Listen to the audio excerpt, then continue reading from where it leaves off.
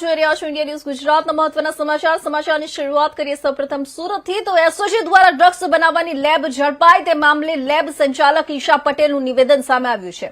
ઈશા પટેલે જણાવ્યું કે લંડનમાં રહેતા જનક જાગાણી તેમના કોલેજ ફ્રેન્ડ છે અને તેમના કહેવા પર નવેમ્બર માસમાં લેબનો ફ્યુમ હુડનો એક ભાગ ભાડે આપવામાં આવ્યો હતો। આ જગ્યા ₹12,000 માસિક ભાડે અપાઈ હતી। જનક જાગાણીએ પોતાની પ્રોડક્ટ બનાવવા માટે જગ્યા જોઈએ હોવાનું જણાવ્યું હતું। છેલ્લા 4 માસ દરમિયાન બ્રિજેશ ભાલોડિયા માત્ર 4 થી 5 વખત જ લેબમાં આવ્યો હતો। પોલીસ જ્યારે લેબ પર પહોંચી ત્યારે આ સમગ્ર ઘટનાની જાણ થઈ હોવાનું ઈશા પટેલે જણાવ્યું।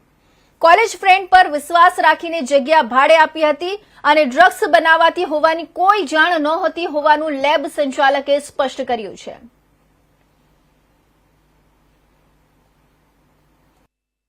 एमडी बनावानी जे लेब झड़पाई है एना अंदर 1 तारीखे अमे केस करेलो अमरेली 232 ग्राम एमडी नो एमां जे आरोपी पकड़ायेला जे ते वखते 2 आरोपी जे छे नास्ता करता था एमां कुशाल राणपरिया और भरत लाठिया बंने ने गईकाले झड़पी पाडवामां आव्या। एमनी पूछपरछ दरमियान में खबर पड़ी कि ब्रिजेश गुजराल भालोडिया जे छे आ ड्रग जे छे बनावतो तो कारण के पोते एथर कंपनी में सीनियर केमिस्ट तरीके काम करे छे। पोते के एमएससी केमिस्ट्री करेलुं छे ने अलग अलग जे ड्रग्स कई रीते बने अलग अलग केमिकल है नॉलेज है। तो ये त्या एक लेब है डिक्रिया करीने फूड एंड फार्मा एनालिसिस लेब त्या एक कम्पार्टमेंट भाड़े राखीने आ ड्रग्स जे बनावतो हतो एने पण पकड़वामां आवेलो छे। जे लेबनी अंदर आ जे कम्पार्टमेंट है एमां जेटला पण साधनो छे तमामने जे छे मुद्दामालनी अंदर लेवामां आवेला छे। जे मुद्दामाल छे एनी विगत आ प्रमाणे छे के त्यांथी छे फनेल छे, फ्लास्क छे, पंप वेक्यूम छे, डिजिटल वॉच छे, वजन कांटो वगैरह मुद्दामाल जे छे जप्त करवामां आव्यो छे। जे अलग अलग केमिकल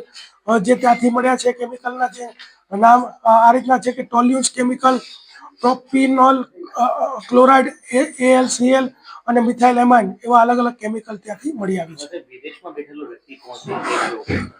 આજે લોકો પકડાયા છે એમાંથી મોટા ભાગના જે માલિબા કોલેજ કેમિસ્ટ્રીના વિદ્યાર્થીઓ છે ને વિદેશ જે પકડાયા વિદેશમાં લંડનમાં જે છે વ્યક્તિનું નામ જનક જાગાણી છે પણ આ લોકોના ગ્રુપનો જ સભ્ય છે અને એ ત્યાંથી આ લોકોને ગાઈડ કરતો હતો અને ત્યાં સપ્લાય કરવાનું છે એનું ગાઈડન્સ પણ આપતો હતો। જે અત્યારે 16 ગ્રામ જે બ્લુ ક્રિસ્ટલ એમડી પકડાયું છે એ પણ કોઈ મુંબઈ અથવા ગોવાની રેવ પાર્ટીમાં આપવાનું હતું આવું એણે કીધું હતું કે હું જ્યારે કહું ત્યારે સપ્લાય કરજો। તો એ પણ કાલે કેસ કરવામાં ઝડપેલું છે। હવે એની ડીપમાં આ લોકોની પૂછપરછ કરવામાં આવશે એના રિમાન્ડ લેવામાં આવશે તથા જે જનક જાગાણી છે જે લંડનમાં છે એની ઇન્ટરનેશનલ લો મુજબ કાર્યવાહી કરવામાં આવશે। અમારે ત્યાંથી વ્યક્તિ પકડાણો છે પહેલા તો અમે એને હાયર કર્યો નહોતો।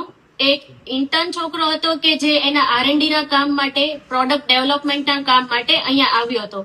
જે રીતે બધા જ સ્ટુડન્ટ બધી જગ્યાએ જતા હોય છે કામ કરવા માટે એવી રીતે અમને તો ત્યારે ખબર પડી કે ડ્રગ્સ બનાવે છે જ્યારે અહીંયા SOG ની ટીમ આવી અને પોલીસ વાળા આવ્યા। શું નામ છે એનું, કેટલા સમયથી આવતો હતો? એમનું નામ બ્રિજેશ છે અને છેલ્લા 2 મહિનાથી આપણે એનું જોઈનિંગ કર્યું હતું 1 નવેમ્બરથી બટ એ હાર્ડલી 4 જ વાર આવ્યો છે, 4 થી 5 વાર। તો શું યુઝ કરતો તો, કઈ રીતે આખું ટેકનિકલ? એ ઓનલી ફ્યુમુડ યુઝ કરતો હતો અમારે ત્યાં। અમારા કોઈ કેમિકલ્સ બી નહીં, અમારા કોઈ મશીનરીઝ પણ નહીં। એ ખુદ એનું લઈને આવ્યો હતો, કેમિકલ્સ પણ એના, મશીનરીઝ પણ એના ને ગ્લાસવેર્સ પણ એના।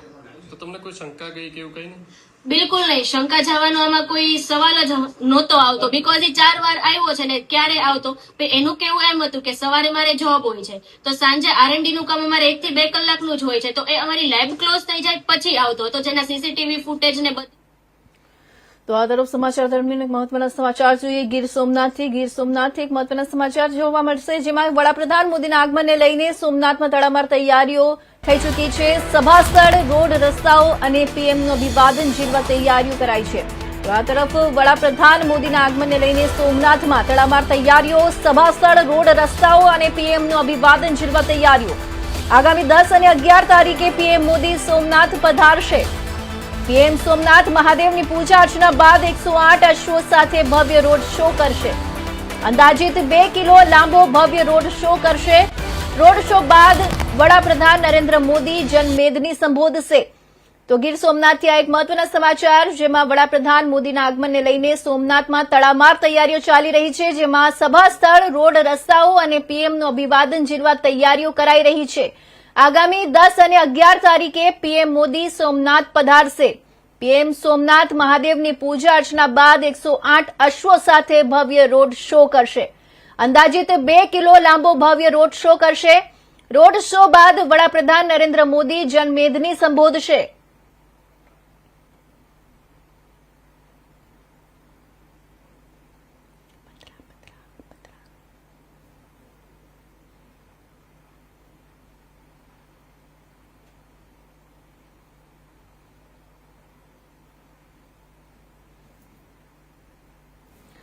તો સુરતના પાંડેસરા વિસ્તારમાં આરોગ્ય વિભાગ દ્વારા કાર્યવાહી હાથ ધરવામાં આવી છે. ગુલશનનગર પાણીપુરી બનાવતા આરોગ્ય ટીમ દ્વારા દરોડા પાડવામાં આવ્યા છે. 8 થી 10 જેટલા પાણીપુરી બનાવતા ત્યાં આરોગ્ય ટીમ દ્વારા સમગ્ર ચીજવસ્તુઓ જપ્ત કરવામાં આવી છે. બટાકા, તેલ સહિત ચીજવસ્તુઓ નાશ કરવામાં આવ્યું છે.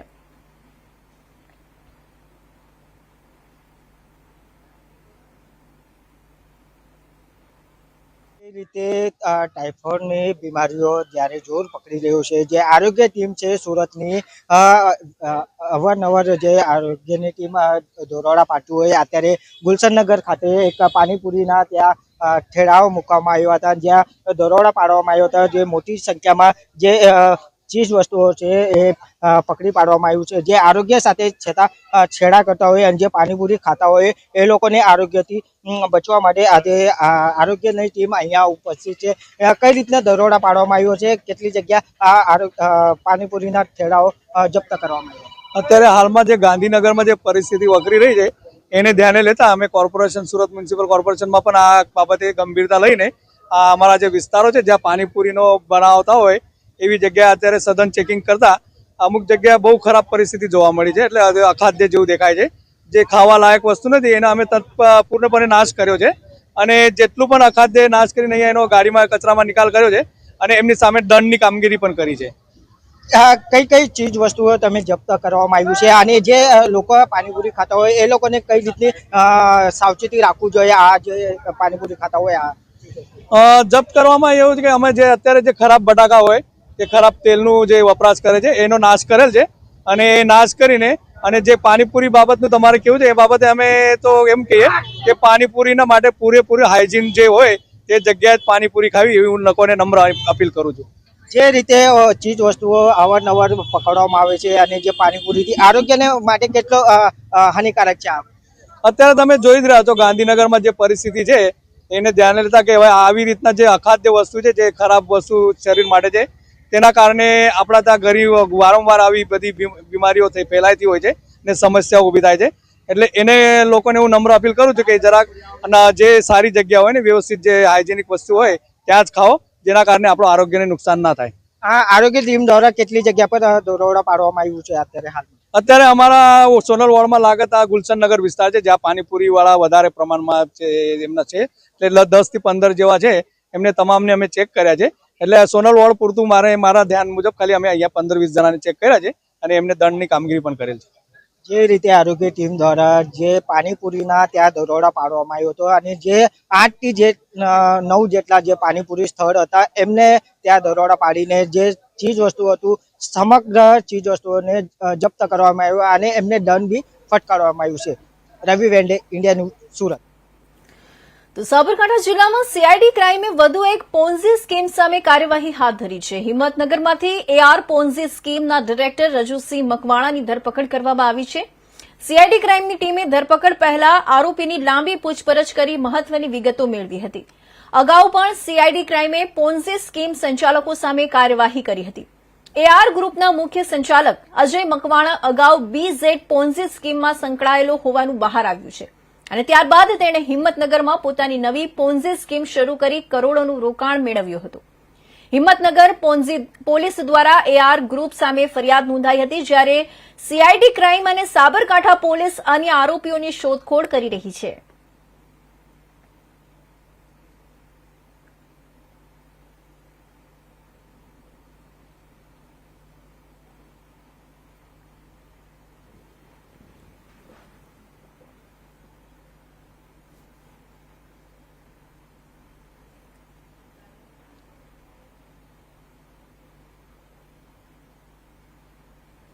તો સુરેન્દ્રનગર મહાનગરપાલિકા દ્વારા શહેરને સ્વચ્છ અને સુંદર બનાવવા માટે મહત્વપૂર્ણ પહેલ હાથ ધરવામાં આવી છે. મહાનગરપાલિકા બન્યા બાદ શહેરમાં સ્વચ્છતા જળવાઈ રહે તે માટે ખાસ ધ્યાન આપવામાં આવી રહ્યું છે. રોડ, રસ્તા, સોસાયટી વિસ્તારો તેમજ જાહેર સ્થળોએ નિયમિત સાફ સફાઈ અને કચરા સંકલનની કામગીરી સતત ચાલી રહી છે. આ સ્વચ્છતા અભિયાનના ભાગરૂપે મહાનગરપાલિકાની સેનિટેશન ટીમ દ્વારા શહેરી વિસ્તારો તથા મુખ્ય માર્ગો પર આવેલા નાના મોટા દુકાનદારો અને વેપારીઓને અંદાજે 1500 ડસ્ટબિનનું વિતરણ કરવામાં આવ્યું છે. આ ડસ્ટબિન વિતરણનો હેતુ દુકાનો આસપાસ કચરો ન ફેલાય અને શહેર સ્વચ્છ રહે તે છે.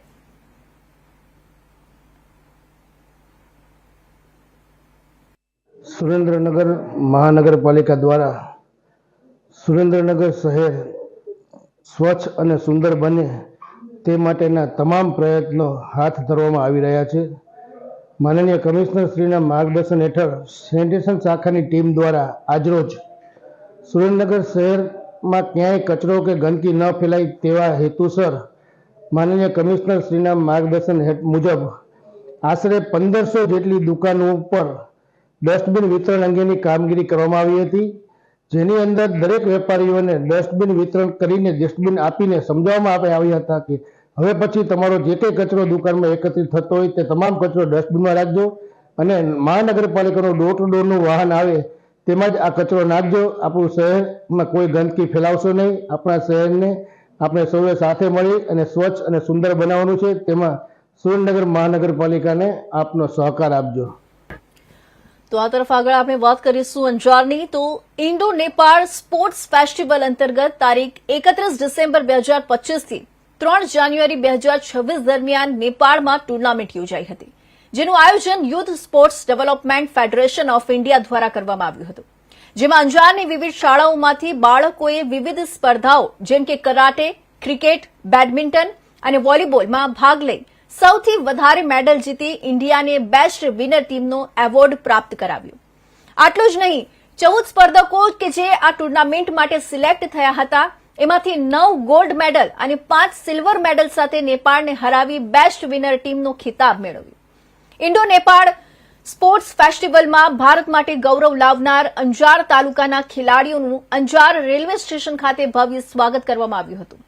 અંજાર નગરપાલિકાના વિપક્ષના નેતા રાજેન્દ્રસિંહ જાડેજા, ગિરિરાજસિંહ જાડેજા તેમજ વાલીગણ અને સ્નેહીજનો પણ હાજર રહ્યા હતા અને આ ખેલાડીઓનું ઢોલ શરણાઈ વડે સ્વાગત કરાયું હતું અને ફૂલો વડે વધાવ્યા પણ હતા.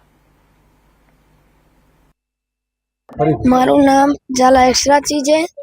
હું youth sports development federation of ઇન્ડિયામાં મેં ભાગ લીધો છે. એમાં વિવિધ સ્પર્ધાઓ ગેમો છે, તેમાં મેં ક્રિકેટમાં મેં ભાગ લઈ રહ્યો છે.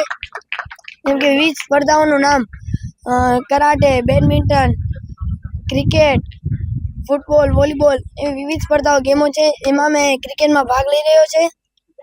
એમાં મેં સેકન્ડ નંબર સિલ્વર મેડલ પ્રાપ્ત કરી રહ્યો છે. એમાં મને કારણ કે મારા મા બાપનું રોશન કરીશ નામ, મારા દેશનું નામ રોશન કરીશ, મારા ગુજરાતનું નામ રોશન કરીશ ને હું ખૂબ આગળ જઈશ. ને એમાં મને ખૂબ હજી મારે અહીંયા પૂરું નથી થયું મારું, હજી મારે ઇન્ટરનેશનલ રમવાની છે ગેમો. મારું નામ ઝાલા ધર્મરાજસિંહ પ્રદીપસિંહ છે. હું કચ્છના અંજારમાં આવેલા ખેડૂત ગામમાંથી બિલોંગ કરું છું. મેં નેપાળમાં થયેલ ઇન્ડો ગેમ્સમાં પાર્ટિસિપેટ કરેલું હતું, જેમાં ગુજરાત તરફથી મેં પાર્ટિસિપેટ કરેલું હતું. જેમાં મને સેકન્ડ રેન્ક આવતા સિલ્વર મેડલ પ્રાપ્ત થયેલ છે. જેની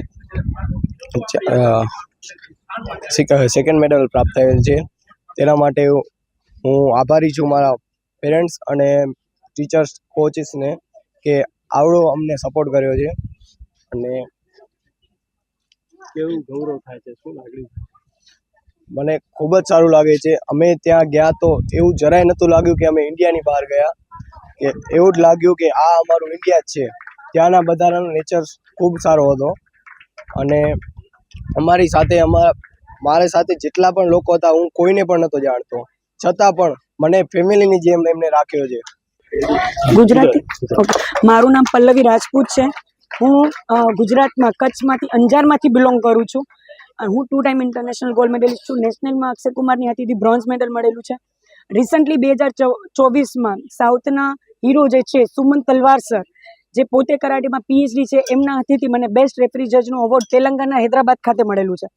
અત્યારની વાત કરું તો 31 ડિસેમ્બર 2025થી 3 જાન્યુઆરી 2026 દરમિયાન નેપાળમાં પોખરા ખાતે 10th youth sports development federation of India દ્વારા ટુર્નામેન્ટ આયોજિત કરવામાં આવી હતી, જેમાંથી સિલેક્ટેડ બાળકોને અહીંયાથી લઈ જવામાં આવ્યા હતા અને વિવિધ સ્પર્ધાઓનું આયોજન કરવામાં આવ્યું હતું, જેમ કે કરાટે, ક્રિકેટ, વોલીબોલ, બેડમિન્ટન એવી ગેમોમાં અહીંયાથી 14 બાળકોને અમે લઈ ગયા હતા સિલેક્ટ કરીને, અને એમાંથી 9 બાળકોએ ગોલ્ડ મેડલ અને 5 બાળકોએ સિલ્વર મેડલ મેળવી. તો આણંદના નવા બસ સ્ટેન્ડની આકસ્મિક મુલાકાત દરમિયાન નાયબ મુખ્યમંત્રી હર્ષ સંઘવીને વિદ્યાર્થીઓએ રજૂઆત કર્યાના માત્ર 20 કલાકમાં જ આજે આણંદ એસટી ડેપોમાંથી આણંદ બોરસદ અને આણંદ ડાકોર વચ્ચે 2 નવા રૂટનું પ્રસ્થાન કરાવવામાં આવ્યું હતું.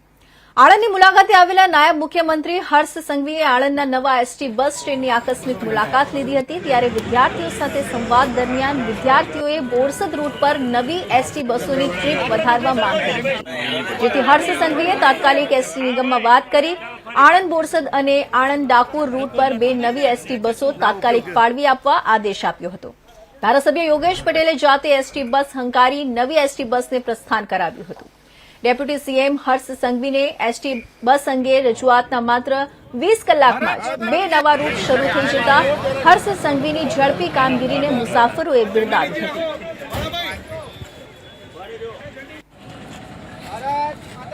આજે આણંદ શહેરમાં નવા બસ સ્ટેન્ડેથી ગઈકાલે ગુજરાતના યુવાના પ્રેરણા સ્ત્રોત એવા નાયબ મુખ્યમંત્રી શ્રી હર્ષભાઈ સંઘવી આ બસ ડેપોની મુલાકાતે આવ્યા હતા. વિદ્યાર્થીઓની પ્રશ્નોની વાચા આપતા વિદ્યાર્થીઓની જે માગણી હતી કે સાહેબ અમારે રોજ આણંદથી બોરસદ ને બોરસદથી આણંદ જવામાં હજુ બસોના રૂટોનો વધારો કરો અને આણંદથી ડાકોર ને ડાકોરથી આણંદ જવાના રૂટોમાં પણ વધારો કરો, તે માગણીને આજે 20 જ કલાકમાં પૂરી કરી નવી 3 બસોની ફાળવણી કરી છે. આજે અમારા એસટી વિભાગે આણંદથી બોરસદ રૂટોમાં નવા 22 રૂટોનો ઉમેરો કર્યો છે, આણંદથી ડાકોરમાં 12 રૂટોનો ઉમેરો કર્યો છે અને સેન્ચુરી એક જ દિવસમાં આણંદથી ડાકોર જતી 116 રૂટો થશે અને આણંદથી બોરસદ જતા 104 રૂટો થશે. એમ આ ભારતીય જનતા પાર્ટીની સરકાર સતત આ લોકોની સેવામાં રહીને આજે આ નવી અમે શુભારંભ કર્યો છે. ત્યારે વિદ્યાર્થીઓને ખૂબ અભિનંદન આપું છું. વિદ્યાર્થીઓને જ્યારે પણ જે પણ આ ભારતીય જનતા પાર્ટી પાસે જે કંઈ એમની લાગણી ને આશા છે એ ભારતીય જનતા પાર્ટી પૂર્ણ કરતી રહેશે એની અમે ખાતરી આપીએ છીએ.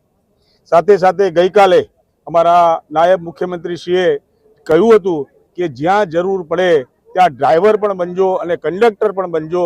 તો આજે અમને ગૌરવ થાય છે કે સાહેબના સૂચનને અમે સહર્ષ સ્વીકારી. અમને પણ ખૂબ ગૌરવ થાય છે કે આવું પ્રજાનું કામ કરવામાં આજે અમારા એસટી ડેપોના મહાજન સાહેબે અમને એમની એસટી બસ ચલાવવાનો મોકો પણ આપ્યો અને આજે પણ અમે એસટી ડેપોને કહીએ છીએ કે જ્યાં જ્યાં લોકોની સેવા માટે ભારતીય જનતા પાર્ટીના કાર્યકરોની જ્યાં જરૂર પડશે ત્યાં સમગ્ર ભારતીય જનતા પાર્ટીની ફોજ એમની સાથે છે. નાના મોટા કોઈ પણ કામમાં, લોક સેવાના કામમાં ભારતીય જનતા પાર્ટીનો કાર્યકર સતત કામ કરવામાં ગૌરવ અનુભવે.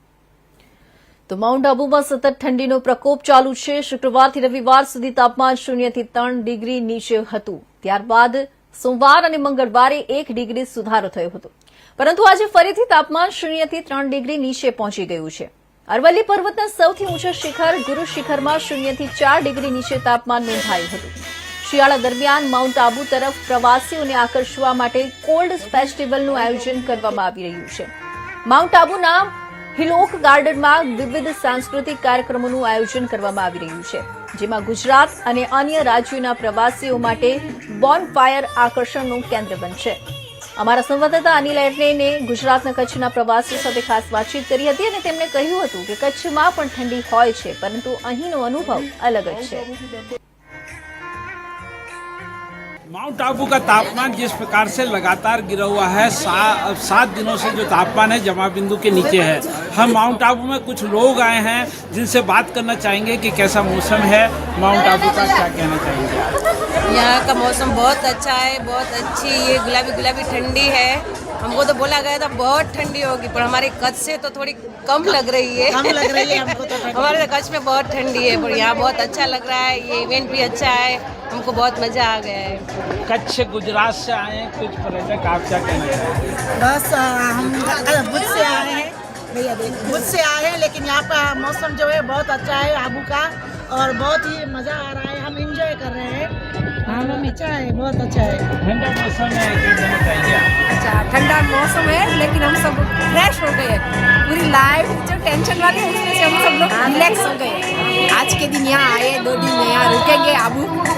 तुम आ जाना जैसे सीपी में मोती, तुम आ जाना जैसे सीपी में मोती, जैसे पानी में मोती, तुम आ जाना। ये शाम है महफिल आज अलाव के सहारे और कहीं ना कहीं माउंट आबू में आज का मौसम कैसा लग रहा है आपको? यहाँ का मौसम बहुत ही रंगीन है, उसके साथ ही बहुत ठंडा है, लेकिन हॉट ब्यूटीज भी देख रहे हो तो एकदम माहौल ठंडे के साथ एकदम गर्म भी हो गया है और हम लोग फुल ऑन एंजॉय कर रहे हैं। हमारी यहाँ बहुत मजा आ रहा है। आप क्या कहना चाहेंगे? मैं यही कहना चाहूंगी कि माउंट आबू की ठंडी गुलाबी ठंडी में ये गर्म माहौल हो रहा है, लेकिन हमारे कच्छ के हिसाब से तो ये थोड़ी कमी लग रही है। तो कच्छ नहीं देखा तो कुछ नहीं देखा। जिस प्रकार से कहीं ना कहीं मैं आपसे रिक्वेस्ट करूंगी, एंजॉय एक कर रहे प्यारा सा गाना अलाव के हम सहारे सबको हो, लिए। लेकिन बता रहे हैं कि कच्छ में अभी से ज्यादा ठंड पड़ती है, अलविदा लेकिन माउंट आबू का जो मत मौसम है कहो वो जमाबिंदु के दोस्तों। नीचे है। कैमरा पर्सन दलपत राणा के साथ Anil Aran, India news mount Abu.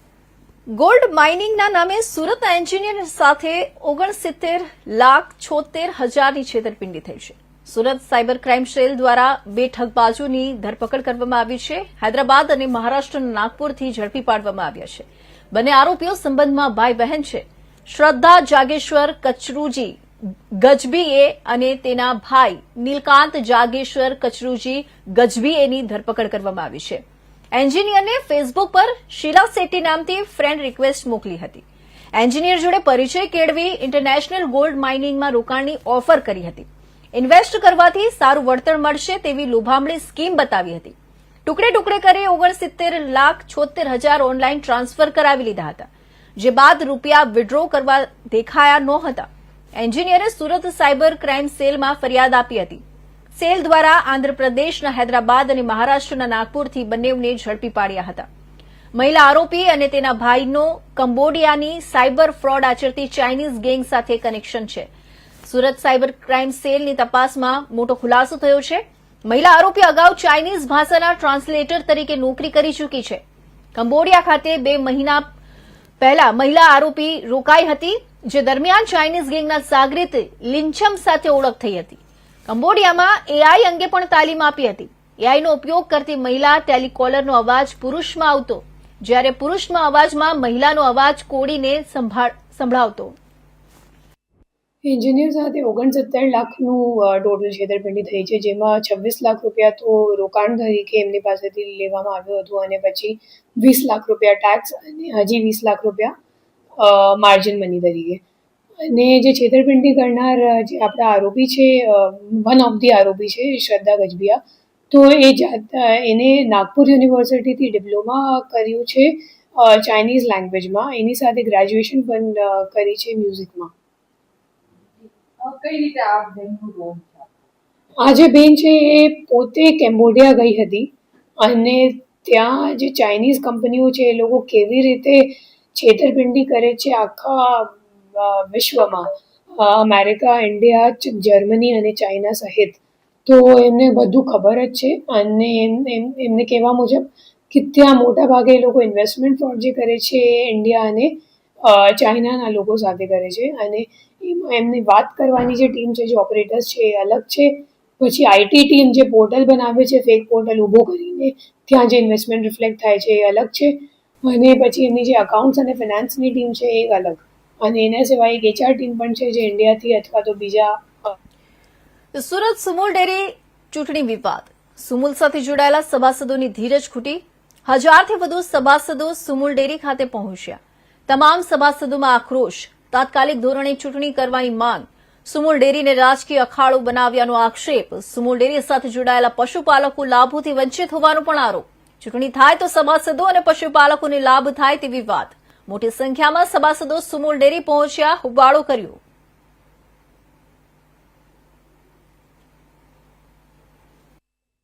Manibhai Patel, Tapi જિલ્લો, કુકરમુંડા તાલુકો। કઈ જગ્યાએ આવ્યા છો, શા માટે અમે આવ્યા છે સુમુલ ડેરીમાં અને પશુપાલકોની રજૂઆત માટે આવ્યા છે। જે પશુપાલકોને છેલ્લા 4 મહિનાથી બોર્ડ નહીં હોવાના કારણે અહિત થાય છે.